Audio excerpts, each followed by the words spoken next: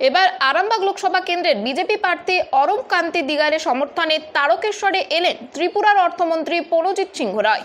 এদিন তিনি সকালে তারকেশ্বর বাবার মন্দিরে পুজো দেন। উপস্থিত ছিলেন তারকেশ্বরের বিজেপি মণ্ডলের সভাপতি তন্ময় চ্যাটার্জি সহ অন্যান্য স্থানীয় নেতৃত্ববৃন্দ ও কর্মী সমর্থকরা।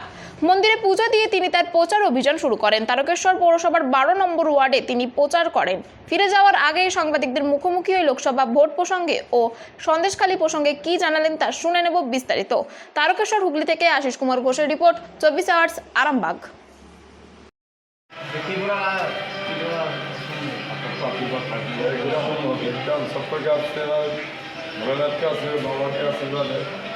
मोदी जी को ले आना नीचे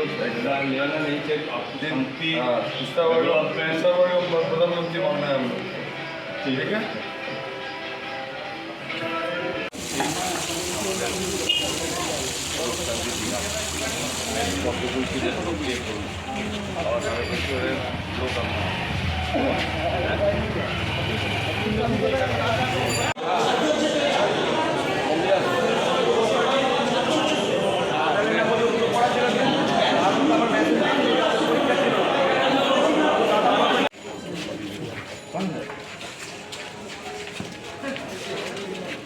পবিত্র ভূমিতে দাঁড়িয়ে একটুকু বলবো যে একটু শান্তির পরিবেশ হোক, সমৃদ্ধি হোক, ভালো রাখিল বলা ঠিক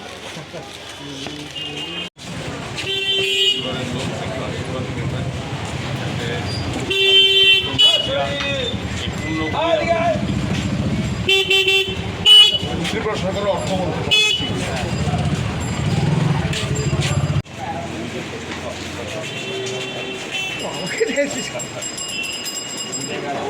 সভাপতি তার একটা ভিডিও ভাইরাল হয়েছে, এই প্রথমে কি বলবেন?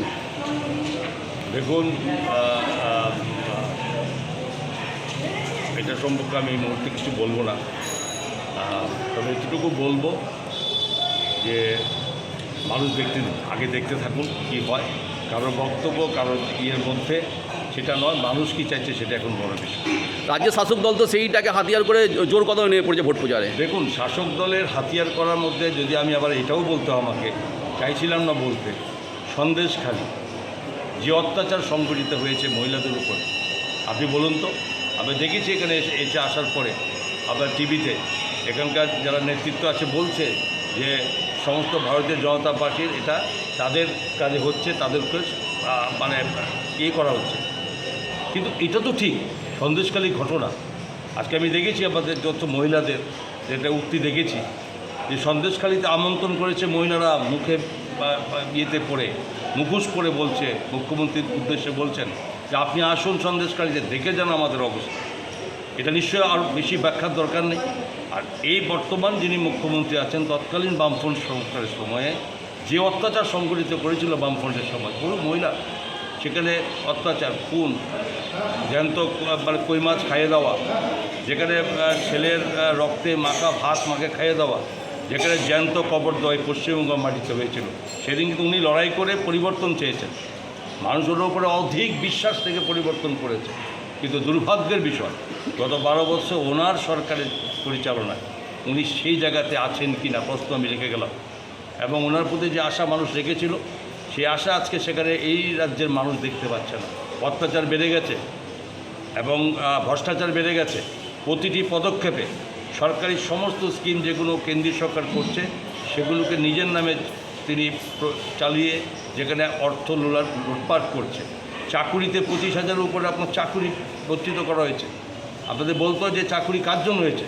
কেন্দ্রীয় সরকারের জন্য হয়েছে, বিজেপি সরকারের জন্য হয়েছে, বিজেপির লোকদের জন্য হয়েছে? তা হয়নি, হয়েছে নিজের এই যেরকম অপশাসন এবং দুর্নীতির আখড়া করেছে। বহু মন্ত্রী জেলে আছে এবং অন্যায় করলে, ভ্রষ্টাচার করলে কেউ রেহাই পাবে না। আগামী দিনের জন্য যে ভ্রষ্টাচারী যারা করেছে তাদের শাস্তি আগামী দিন তৈরি আছে।